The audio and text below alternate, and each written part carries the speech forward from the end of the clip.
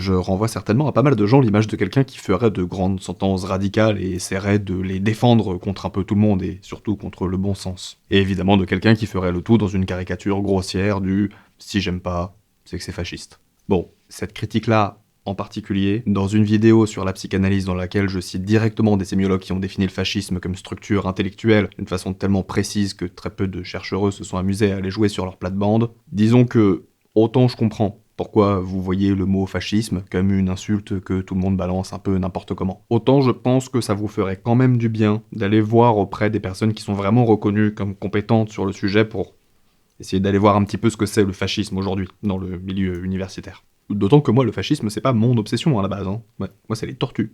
Bref, je parle vite et de façon ampoulée de sujets vastes et complexes, donc admettons que j'assume pour une fois une vraie part de doute dans ce que je pense. Parce qu'en l'occurrence, la question que je pose aujourd'hui, c'est une question qui me traverse depuis quelques années, et ça fait en gros 6 mois que je tourne autour d'une vidéo sur ce sujet. Pas seulement parce que la question est compliquée d'ailleurs, et elle l'est, mais parce que poser la question, c'est déjà admettre qu'on a un problème. Et d'ailleurs, j'ai commencé à parler de psychologie sur cette chaîne en disant exactement ça. On a un problème, on a un problème, on a un problème. On a un problème. L'apport de ma chaîne, et qui est ce qui séduit pas mal de personnes qui la suivent, c'est simplement l'apport rare dans les contenus un peu vulgarisés en France des thèses de la psychologie critique au sein de la discussion. Alors j'aurais sans doute dû commencer par là, quand j'ai initié tout ça, mais disons que j'estimais que pour adresser cet énorme bloc, je voulais attendre un peu de gagner en capacité à m'adresser à une audience diverse pour tenir un propos qui soit entendable et construit. Donc aujourd'hui, j'ai conscience qu'il y a encore du chemin, mais je pense que c'est assez raisonnable d'enfin adresser ce truc-là. Alors j'espère que vous êtes prêtes et que vous êtes prêts, parce qu'aujourd'hui, on va se demander pourquoi est-ce qu'on critique la psychologie.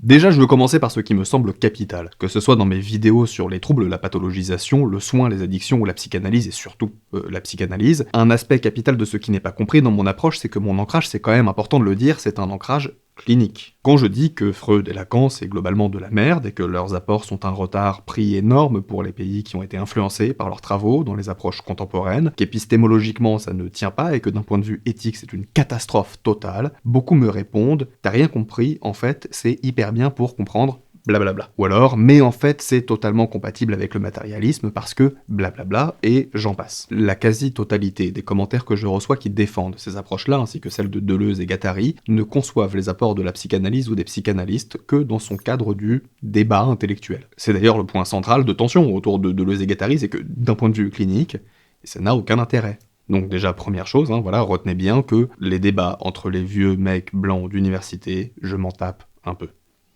Je m'en tape beaucoup. Je les déteste.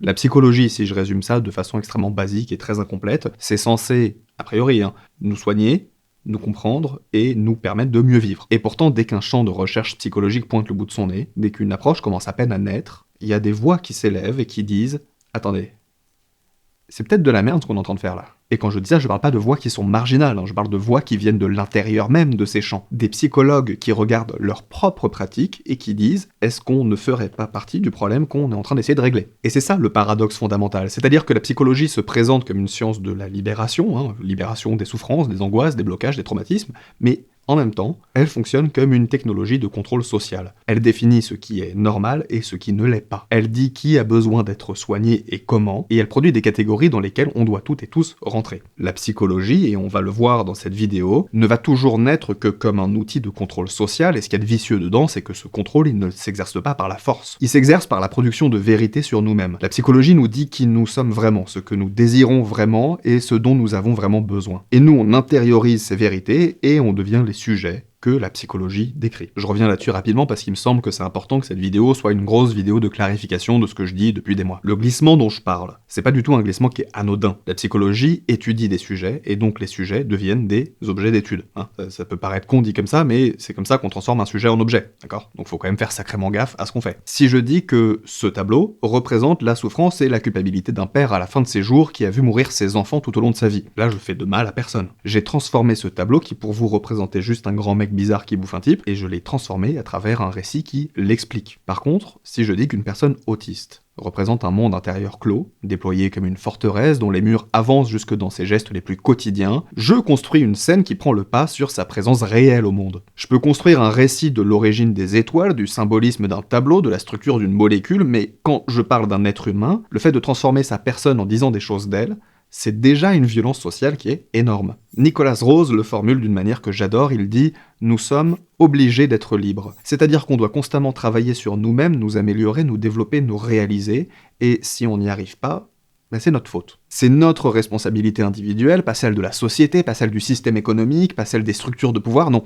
C'est nous qui avons un problème psychologique. C'est en ça que la psychologie donne très vite naissance au développement personnel, parce que, en fait, c'en est un petit peu le prélude. Je pense que déjà là, vous voyez bien le piège, c'est-à-dire que la psychologie transforme les problèmes politiques et sociaux en problèmes personnels. Le chômage devient un problème de motivation, la pauvreté devient un problème de mindset, l'oppression devient un problème de résilience. Et voilà qu'on médicalise, on thérapeutise, on psychologise, mais on ne change rien aux structures qui produisent la souffrance. Sauf que, comme la psychologie n'est pas seulement une science de l'humaine et de l'humain, mais également une science du soin, cette responsabilité, elle n'est jamais que théorique. Si en consultation je dis à une personne ce qu'elle pourrait faire pour améliorer concrètement un truc qu'on a désigné comme étant un symptôme, et ben je décide à la place de cette personne de la légitimité de ce symptôme à exister dans son corps. Si, pendant une séance avec une patiente ou un patient, je suis dans une perspective de psychoéducation pour aider la personne, et que je me retrouve à désigner quelque chose comme soit un symptôme, un signe, une dynamique ou un déficit, et ben je définis en même temps le cadre de ce qui est tolérable, c'est-à-dire tout ce qu'on peut admettre ou accepter à l'intérieur de la vie de cette personne. Je suis pas seulement en train d'éclairer une zone obscure ou d'apprendre au patient ou à la patiente ce que dit la recherche, par exemple, sur les troubles de la fonction exécutive. Je suis en train de tracer les contours de ce qui compte, et ce geste, il a des conséquences matérielles. Tous les jugements qui filtrent de ma formation jusqu'à la consultation créent une hiérarchie dans son existence. Je dis ce qui est bien ou pas bien, mieux ou pire, facile ou difficile, souhaitable ou traitable. Je fais entrer son expérience dans une architecture qui ne vient pas d'elle, mais qui vient de moi, de mon ancrage, de mon modèle théorique, et de ce que la profession valorise, et donc de ce que les institutions attendent. Et cette architecture, elle ne peut pas se revendiquer de n'importe quelle forme de neutralité. Elle reposera toujours sur un certain type de sujet idéal, un certain type de vie jugé valable, un certain rapport au temps, au langage, à la productivité, au relationnel. Il suffit de regarder à quel point nos catégories de troubles sont alignées sur les normes attendues dans le milieu scolaire, professionnel, familial, etc. On ne diagnostique presque jamais en fonction des besoins de la personne, mais en fonction de sa distance avec les attentes du système. Il se trouve que j'avais publié un papier qui s'appelait Le Conatus Ta gueule. digital, qui avait été repéré. Tu fermes ta gueule. Est-ce qu'il faut soigner la phobie des hommes d'une femme bisexuelle qui est heureuse avec les femmes? Est-ce qu'il faut traiter les traumas d'une personne qui ne souffre que de ses conséquences? Est-ce qu'il faut désapprendre l'hypervigilance à une personne qui vit dans un endroit qui est dangereux pour elle? On peut répondre à ces questions à la place des gens. Mais pour ça, il faut déjà définir ce que c'est que d'être normal. Et ce normal, c'est un produit historique. Si on remonte un peu le fil, on tombe sur toute une série de gens qui ont regardé la psychiatrie et la psychologie en face et qui ont montré comment elles se sont mises à trier, à enfermer et à ajuster les vies au nom du soin.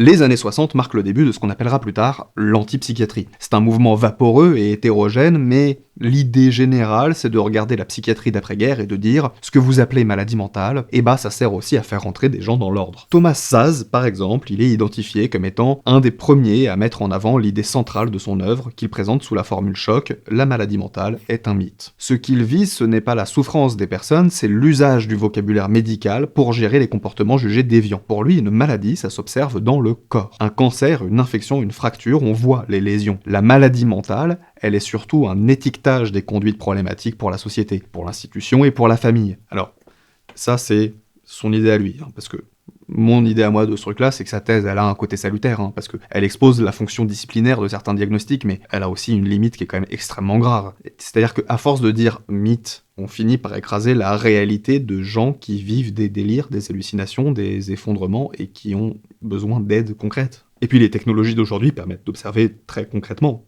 certaines maladies mentales. Et c'est pas pour rien qu'il a cette limite énorme, c'est parce qu'il écrit cette phrase à un moment de sa vie où son travail est particulièrement marqué par la psychanalyse. Cet ancrage, qui est très présent dans les débuts de l'antipsychiatrie, il crée un bloc intellectuel de psychiatres de l'antipsychiatrie qui vont pas mal ternir l'image de cette idée, et refusent le vocabulaire médical, mais il reste dans une épistémologie psychanalytique où tout se joue du côté du sens, du contrat et du sujet libre. Les troubles y deviennent des problèmes de personnes qui sont responsables devant la loi et la morale, et pas des situations qui sont prises dans des déterminants matériels, neurologiques et sociaux. Du coup, en dénonçant la maladie mentale comme un mythe, il déplace le projecteur, mais il laisse quand même beaucoup de gens seuls avec leurs effondrements, et des gens qui sont coincés entre la culpabilité individuelle et l'absence de soins. Parce que vous pouvez me dire autant que vous voulez que la psychanalyse c'est super, hein, mais il y a un moment où ça veut dire qu'on donne plus de médicaments du tout, quoi. Dans cette même génération de psychiatres psychanalystes, on a Robert Laing. Lui, il prend la schizophrénie comme point de départ et il la pousse dans une autre direction. C'est-à-dire qu'il écoute ce que racontent les patients et les patientes et il regarde les familles. Il regarde les tensions, les injonctions paradoxales et il propose de lire la psychose comme une forme de stratégie pour survivre dans un environnement invivable. Dans ce cadre-là, le fou devient celui qui ne supporte plus le jeu social, celui qui, d'une certaine manière, refuse une réalité truquée. Cette lecture, elle a été, et elle est toujours à certains endroits, très séduisante politiquement, parce qu'elle a permis de dire que la folie, elle n'est pas un pur accident biologique tombé du ciel, et qu'elle a un sens, qu'elle est liée à un contexte. Sauf qu'avec le recul, encore une fois, on voit bien le problème.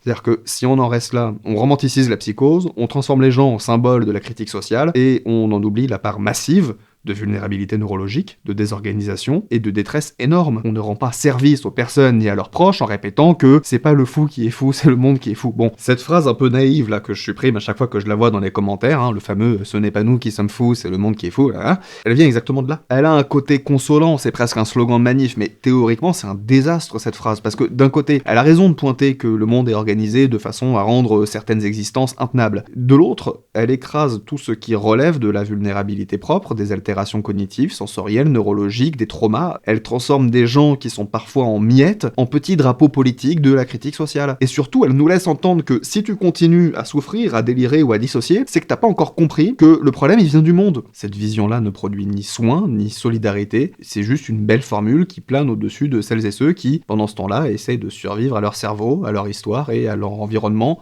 en même temps.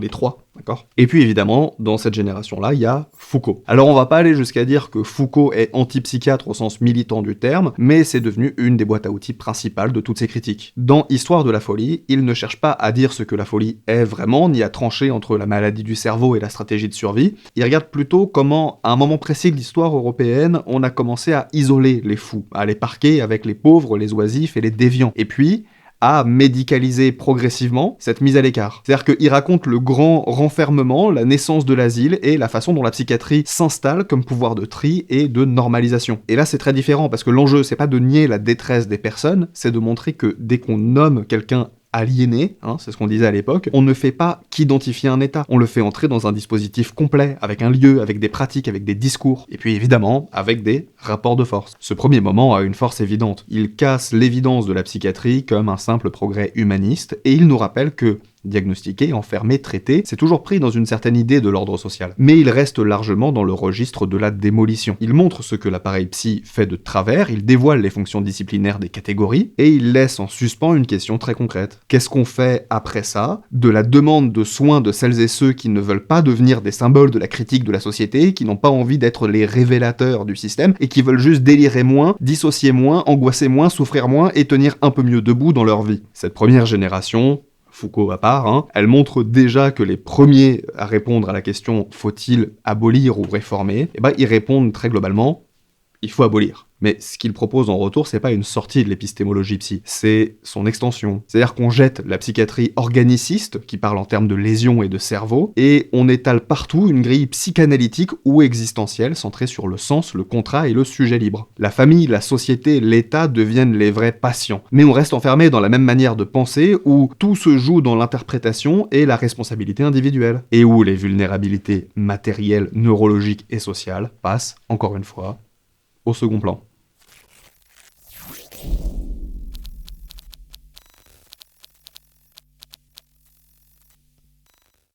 La deuxième vague, celle qui commence dans les années 80 et s'étend jusque dans les années 90, est moins spectaculaire que celle des premières années de l'antipsychiatrie. Elle est certainement aussi moins flamboyante, mais elle est surtout beaucoup plus précise dans la manière dont elle étudie la façon dont la psychologie s'imbrique dans le pouvoir. Et avec l'évolution des champs intellectuels de ces années-là, on y retrouve non pas un psychiatre, mais un sociologue, qui pour moi est absolument central. C'est probablement celui à qui on doit la survie du concept de gouvernementalité dans la psychologie. Donc évidemment, ça veut dire que c'est un gros lecteur de Foucault, et je parle de Nicolas Rose. J'ai pas tendance à aimer les trucs biographiques, mais un jour je pense que je vais finir par faire une vidéo juste sur Nicolas Rose, parce que...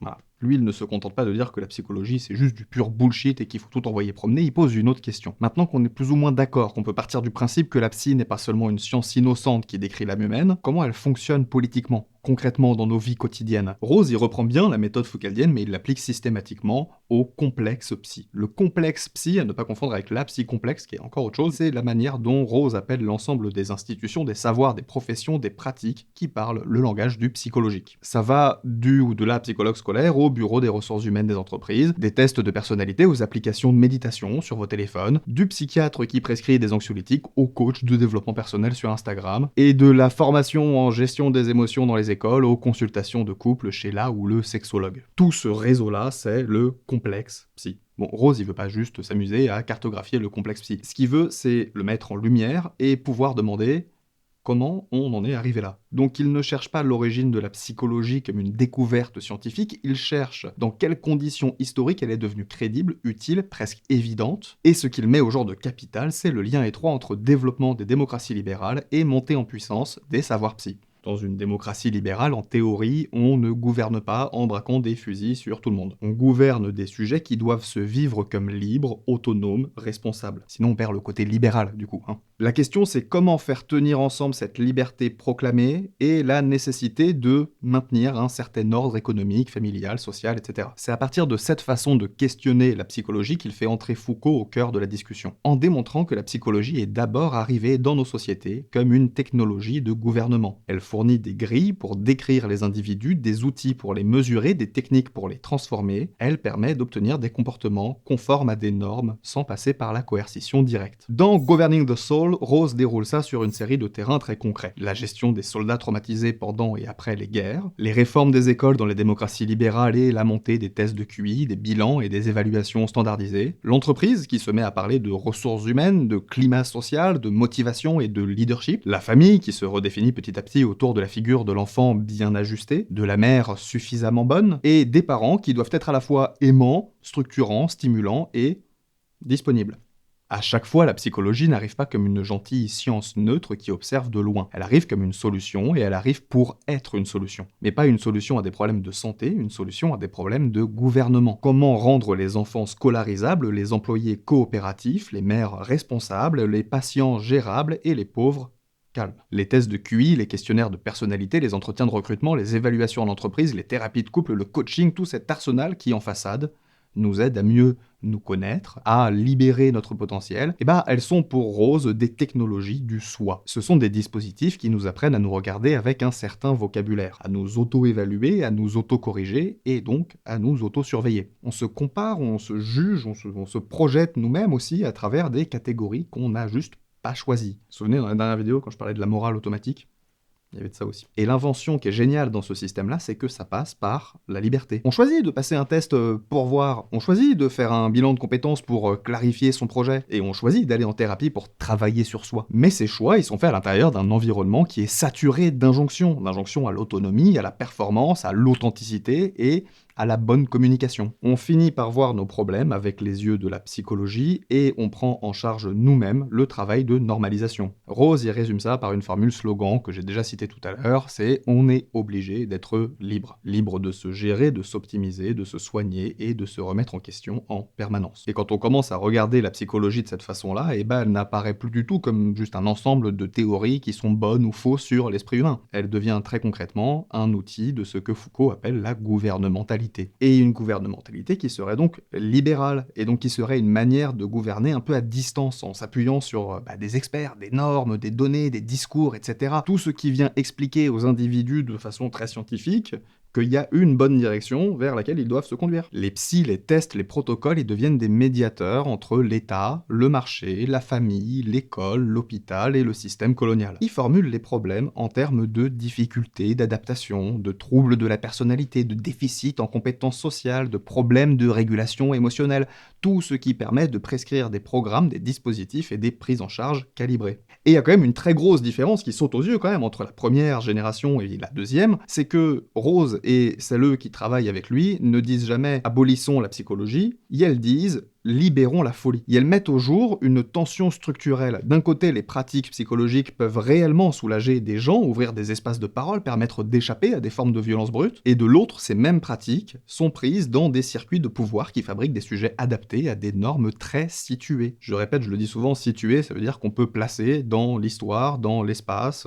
donc dans une culture, etc. La critique, elle porte plus seulement sur des médecins qui seraient autoritaires ou sur des hôpitaux qui seraient violents, elle porte sur un mode de production de subjectivité qui colle parfaitement avec le capitalisme tardif et ses exigences de flexibilité, responsabilité individuelle, projet de soi, etc. Cette deuxième génération, elle déplace la question. On demande plus seulement est-ce que la maladie mentale existe vraiment, est-ce qu'il faut fermer les asiles. Cette génération, elle demande surtout comment la psychologie, elle contribue à transformer des problèmes qui sont politiques, économiques, donc des problèmes collectifs, en problèmes de personnalité et de gestion de soi. En fin de compte, elle oblige à regarder un point qui gêne beaucoup de monde dans le champ de la psychologie. C'est que même quand on fait du bien à quelqu'un, même quand on aide sincèrement, eh ben on peut en même temps renforcer des normes qui écrasent la personne. Pour l'exemple, aider une personne qui est au chômage à reprendre confiance en soi, eh ben c'est typiquement ça le genre de situation que Rose il essaie de penser. Parce que le problème là-dedans, c'est pas seulement qu'on évite de parler du marché du travail et que du coup, on ne dit pas qu'il y a davantage de chômeuses que d'emplois vacants. Le problème, c'est que la psychologisation du chômage, elle rend invisible et impensable la critique structurelle. En transformant l'absence d'emploi en problème de confiance, on remplace activement la politique par du thérapeutique. Et ça, encore une fois, ça ne veut pas dire que la psychologie, elle est inutile, ça veut dire que la psychologie, elle n'est jamais politiquement innocente.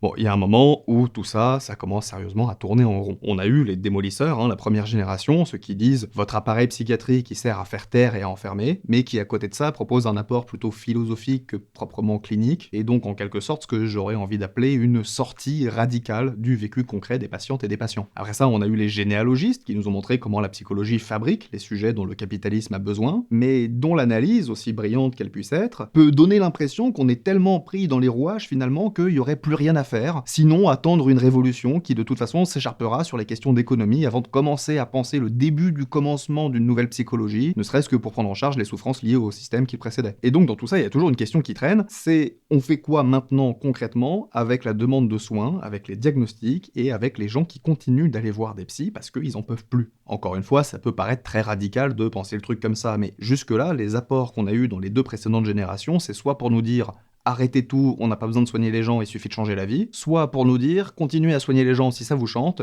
mais sachez que vous êtes complice d'un système qu'on ne peut de toute façon pas changer. Et c'est à partir de là qu'émerge une troisième génération qui essaye justement de sortir de cette impasse. On voit apparaître tout un courant qui se réclame de la psychologie critique et des psychological humanities. C'est un mouvement assez hétérogène, avec des chercheuses en psychologie sociale, psychologie critique, psychologie communautaire, en études féministes, en études postcoloniales, ou encore en psychologie indigène. Et justement, ce qui les rassemble, et c'est important pour notre question, c'est le refus de choisir entre abolition pure et collaboration résignée. Ils veulent ouvrir un autre chantier.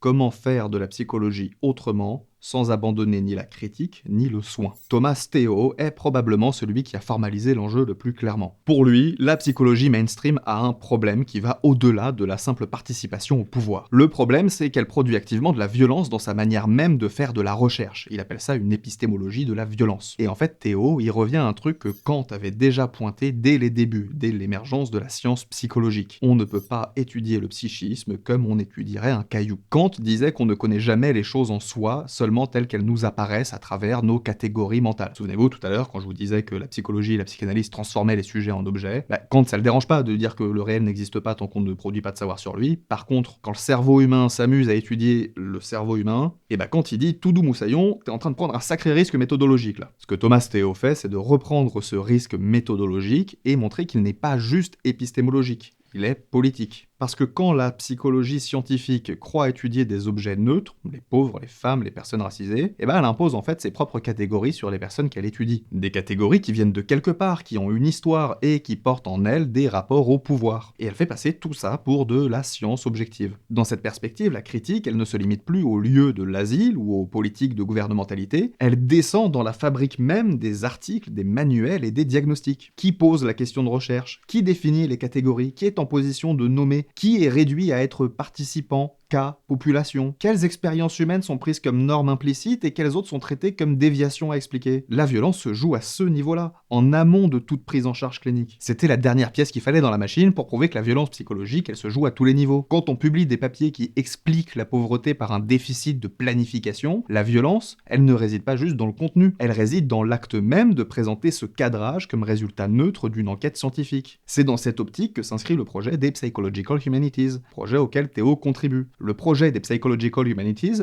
concrètement, c'est de ne plus imiter les sciences dures en accumulant des corrélations comme si l'esprit était un objet naturel transparent. L'idée, c'est de reconnaître que comprendre des sujets humains, ça demande aussi de passer par l'histoire, la philosophie, la littérature, les arts, les études féministes, postcoloniales, décoloniales. On ne peut pas prétendre décrire des expériences psychiques sans tenir compte des rapports de race, de classe, de genre, de handicap qui structurent toutes ces expériences. Pour nommer cette intrication, Théo y parle de socio-subjectivité. C'est-à-dire qu'il n'y a pas d'un côté le psychisme pur et de l'autre un décor social qui viendrait influencer un peu. La subjectivité, elle est fabriquée par des histoires, des institutions et des rapports de pouvoir. Ce que la psychologie, elle appelle troubles, symptômes, etc., ça s'inscrit toujours dans cette épaisseur-là. Et faire de la théorie psychologique sans cette épaisseur, c'est déjà quelque part faire de la violence épistémique. Parce qu'on traite comme individuel ce qui a été façonné collectivement. Cette troisième génération, elle essaie aussi de répondre au blocage que je pointais au début. Comment ne pas rester coincé entre deux impasses? D'un côté, l'abolition pure qui laisse les gens sans prise en charge concrète, et de l'autre, l'acceptation résignée du dispositif tel qu'il existe. C'est-à-dire avec un petit peu de critique autour, mais discrète. La proposition des reconstructeurs, c'est d'ouvrir le chantier côté pratique. Ça veut dire questionner ce qui définit le problème en situation clinique. Refuser les diagnostics qui n'apportent rien d'autre qu'une mise au pas, impliquer les personnes dans la construction du sens donné à leur expérience, et se demander à chaque fois quelles conséquences matérielles va avoir telle formulation ou telle étiquette. Et évidemment, ça veut aussi dire arrêter de jouer au jeu du plus de science réglera tout dès que la crise de légitimité de la psy se manifeste. Ça aussi, c'est un truc que Rose y montre très bien dans ses bouquins quand il analyse le tournant neuro. Face aux critiques adressées à la psychologie et à la psychiatrie, une partie du champ répond en se réfugiant dans le cerveau. On passe d'un sujet psy à un sujet neuro. On promet enfin des bases solides, des biomarqueurs, des interventions ciblées, sauf que la logique politique reste la même. On continue de transformer des questions d'habitat, de travail, de violence systémique en risque individuel de dépression, de troubles cognitifs, de conduite suicidaire, autant de choses qu'il faut prévenir à coups de programmes et de molécules. Alors, les reconstructeurs, ils ne rejettent pas en bloc les neurosciences ni les données quantitatives, ils demandent dans quel récit plus large on les insère. À quelles questions on les fait répondre? Pour qui est-ce qu'on les mobilise? Est-ce qu'on s'en sert pour renforcer la responsabilité individuelle à gérer son cerveau comme un capital? Ou est-ce qu'on s'en sert pour documenter les effets destructeurs de certaines organisations sociales sur les corps et les esprits? En gros, cette troisième génération, elle ne propose pas une bonne psychologie pure qui viendrait miraculeusement remplacer la mauvaise. Elle met sur la table un critère éthique et politique simple mais exigeant. Est-ce que ce qu'on produit comme savoir et comme pratique augmente la capacité des personnes à comprendre leur situation, à peser sur les rapports qui les affectent, à créer des alliances, ou est-ce que ça les renvoie encore une fois à leur tempérament, à leur gène, à leur déficit et à leur incapacité supposée à s'adapter? Et c'est là que le lien avec la pratique clinique il devient évident. Quand on se demande en séance si on est en train d'aider quelqu'un à rendre sa vie vivable dans un environnement hostile, ou si on est en train de le réadapter à un truc qui le détruit, on doit poser exactement la même question que cette troisième génération essaye de formaliser. Comment faire de la psy sans renoncer à la critique, et comment faire de la critique sans abandonner celles et ceux qui ont besoin de soins maintenant, et pas dans un monde idéal à venir.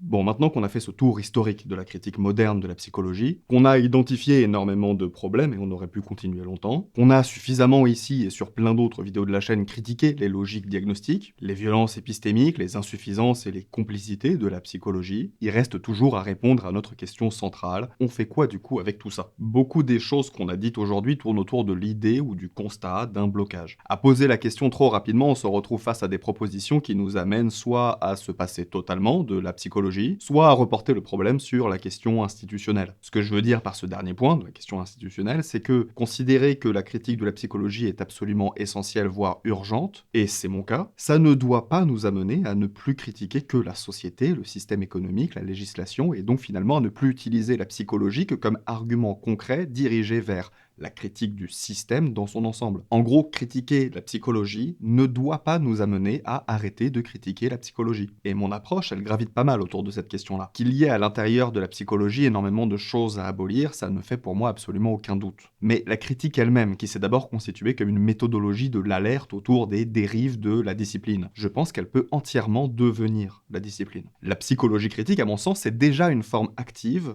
de contrat d'abolition. Un contrat qui serait signé entre la psychologie elle-même d'un côté, et de l'autre les chercheuses, les praticiennes et les praticiens. Quand je dis que je fais de la psychologie critique, je ne veux surtout pas qu'on entende la même chose que quand je dis que je critique la psychologie. Ça, c'est uniquement le premier mouvement, et on peut attendre de la psychologie et de la critique comme discipline à part entière toutes les deux, de fusionner en une seule. Cette fusion, elle change tout, parce que ça veut dire qu'on ne fait plus de la psychologie en se disant « bon, je vais essayer de pas faire trop de dégâts et je critiquerai après ». Non, la critique devient constitutive de la pratique elle-même. À chaque geste clinique, à chaque catégorie utilisée, à chaque question de recherche posée, la critique, elle est déjà là. Elle n'arrive pas après coup pour dire « attention, t'as merdé ». Elle est là dès le départ et elle oriente, elle questionne, elle met en tension. C'est pour ça que je parle de contrat actif d'abolition, parce qu'on n'attend pas d'avoir détruit l'ancienne psychologie pour construire la nouvelle. On abolit tout en construisant. On construit tout en abolissant. Justement, je vais revenir sur un mot que je viens d'utiliser en espérant que ce soit suffisamment clair. Je dis que la critique, elle met en tension.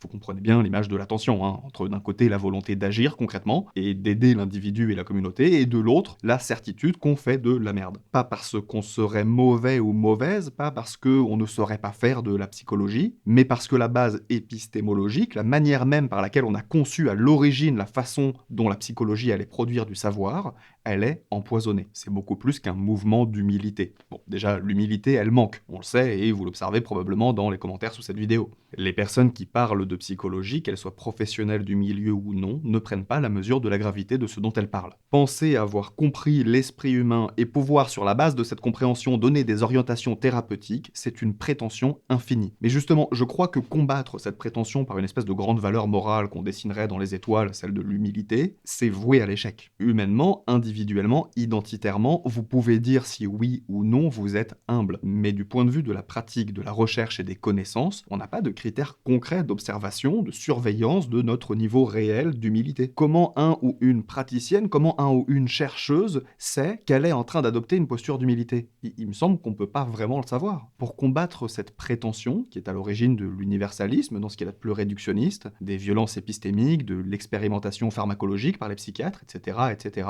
je veux proposer autre chose que l'humilité, l'inconfort. L'inconfort, il est très concrètement observable, il n'est pas mesurable ni chiffrable, et justement, vu ce que je pense des mesures en psychologie, vous comprendrez que c'est un peu le but, mais il est ressenti, et il peut être démontré à travers quelques questions très simples qu'on peut se poser. Est-ce que je suis mal à l'aise avec le diagnostic que je viens de poser? Est-ce que cette catégorie me paraît réductrice par rapport à ce que la personne vient de me raconter? Est-ce que j'ai hésité avant d'utiliser ce mot? Est-ce que je me sens coincé entre ce que je devrais faire selon le protocole et ce qui me semble juste pour cette personne? L'inconfort est à la fois dans la réponse qu'on va donner à ces questions, évidemment, mais il est aussi dans le simple fait de se poser ces questions. Dire à une personne « je pense que », puis ne pas dormir de la nuit parce qu'on a dit un truc dont on n'est pas absolument sûr. Et bah selon moi, c'est pile poil la posture raisonnable à tenir quand on a une personne qui souffre en face de nous. À condition évidemment de toujours formaliser le doute explicitement devant la personne. Ce doute, cet inconfort clinique dont j'essaie de dessiner les contours depuis un moment, il a aussi pour but de faire passer l'autosurveillance de l'autre côté. C'est-à-dire le faire passer depuis le côté du patient ou de la patiente jusqu'au praticien ou à la praticienne. Ça peut paraître paradoxal, voire relever carrément d'un espèce de fétichisme de l'autoritarisme intellectuel, mais ça n'est pas du tout le cas. Le but, ce n'est pas de dire aux gens quoi faire, comment et depuis quel ancrage, c'est de ménager des signaux d'alerte dans les pratiques. C'est exactement pour cette raison que je pense qu'on a besoin d'une instance de surveillance épistémologique. Pas pour dire aux psys ce qu'elles doivent faire, pas pour censurer, pas pour punir, mais pour maintenir cet inconfort, pour empêcher la discipline de tomber dans le confort de la certitude. On pourrait imaginer une façon de structurer cette surveillance, par exemple à travers une instance réunissant des historiennes et des historiens, des philosophes, des sémiologues, des sociologues et des anthropologues, et dont le but serait de poser les questions chiantes, des questions qu'on préférerait éviter parce qu'elles mettent mal à l'aise. Pourquoi vous avez construit cette catégorie diagnostique de cette façon-là? Qui est-ce que ça va pathologiser en priorité? Quel rapport de pouvoir est-ce que ça renforce? Cette recherche sur les différences cognitives entre groupes, vous avez réfléchi à comment elle peut être instrumentalisée politiquement? Ce protocole thérapeutique qui vise à adapter les gens à leur environnement de travail, là, vous avez pensé à ce que ça veut dire si l'environnement est toxique? Les questions que cette instance poserait auraient pour but de maintenir la tension, de rappeler que chaque choix en psychologie est politique, que chaque catégorie porte en elle des rapports singuliers au pouvoir, que chaque intervention peut libérer tout autant qu'elle peut enfermer. À travers l'idée d'une instance de surveillance, ce qu'on pourrait rechercher, c'est une institutionnalisation de l'inconfort. La garantie qu'on ne pourra jamais être tranquille, qu'on ne pourra jamais dormir sur nos deux oreilles, qu'on ne pourra jamais pratiquer dans notre coin sans jamais être emmerdé,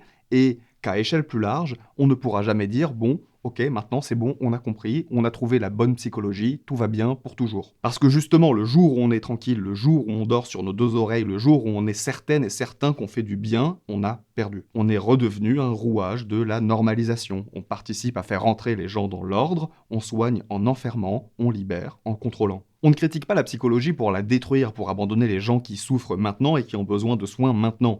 On critique la psychologie pour maintenir cet inconfort, pour refuser la certitude et garder vivante la tension entre l'envie d'aider et la conscience qu'on va reproduire des violences en aidant. Et j'irais même plus loin que la position même du praticien ou de la praticienne produit a priori plus de violence que de soins. On critique justement parce qu'on croit qu'une psychologie critique est possible. Une psychologie où la critique n'arrive pas après coup, mais qui est constitutive de la pratique elle-même. Parce que justement, elle accepte d'être surveillée de l'extérieur, et parce qu'elle sait reconnaître qu'assumer ses choix politiques sera toujours plus salutaire que de se cacher derrière la neutralité scientifique. C'est épuisant, c'est inconfortable, de fait c'est inconfortable, c'est une lutte permanente à l'intérieur d'un champ scientifique dont on doit reconnaître qu'il n'y a nulle part, ni dans son passé ni dans son futur lointain, une forme finie, aboutie, qu'il suffirait d'appliquer également à chaque chose. Entre l'abolition qui abandonne et la collaboration qui normalise, il me semble que ce soit la seule voie qui tienne debout. Voilà pourquoi on critique la psychologie, pour maintenir l'inconfort, l'incertitude et la tension permanente. Alors, on critique, on doute, on est mal à l'aise, on soigne, on théorise, on blesse et on recommence. Parce que quand on se mêle de ce qui ne nous regarde pas, on met les mains dans le destin entier de la vie et de l'esprit.